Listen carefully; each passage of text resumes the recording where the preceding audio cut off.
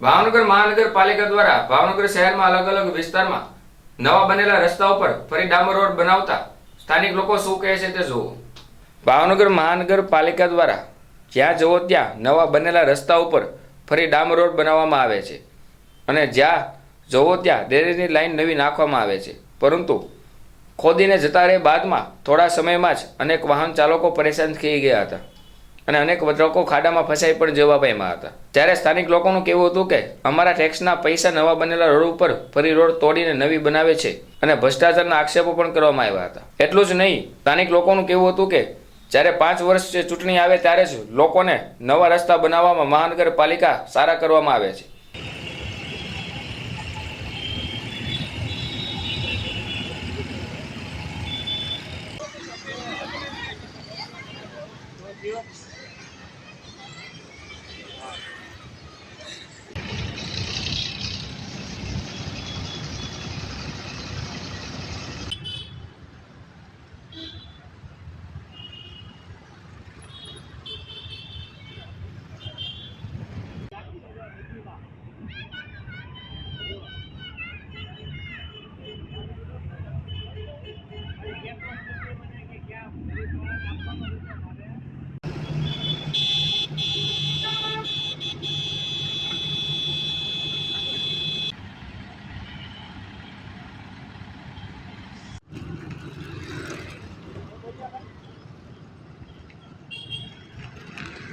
મનસુખભાઈ સોલંકી છે, ring road ઉપર રહું છું અને એક પગે વિકલાંગ છું, 60 વ્હીલવાળી ગાડી ચલાવું છું।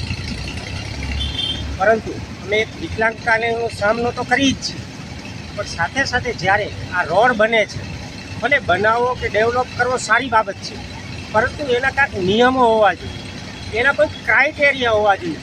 જ્યારે ઠીક લાગે ત્યારે સાંજે કારણો સવારે જઈ એટલે રોડ ખોદેલો પડ્યો હોય। હવે અમારા ખાસ કરીને વિકલાંગો જે 3 પૈડાવાળી સાયકલ જે હાથથી પેન્ડલ હલાવે છે, એટલી ત્રાસદાયક ગાડી પણ અમારી ચાલી નથી શકતી અને ક્યારેક જ્યારે જઈએ ત્યારે ખોદેલા ના હોય અને અચાનક જ એ રોડ ખોદેલા હોય। જ્યારે અમે માંડ કરીને આવતા હોઈએ તો સામે કોઈ બોર્ડ પણ મારેલો નથી હોતો કે આગળ ડાયવર્ઝન છે કે રોડનું કામ ચાલુ છે, કોઈ જગ્યાએ આ ગાઈડલાઈન જોવા મળતી નથી અને જ્યાં જ્યાં રોડો સારા છે ત્યાં પાછા બીજી વખત કરે છે। તો અમે તો ટેક્સ ભરી અને અમને એમ કે ટેક્સ ભરીએ તો કદાચ અમારા વિકાસના કામો થાય, અમારા માટે સરળતા રહે એવો થાય, પણ આ તો અમને એમ થાય છે કે અમારા ટેક્સના પૈસાથી તો બીજા તાકત ધીનાધીન કરે છે।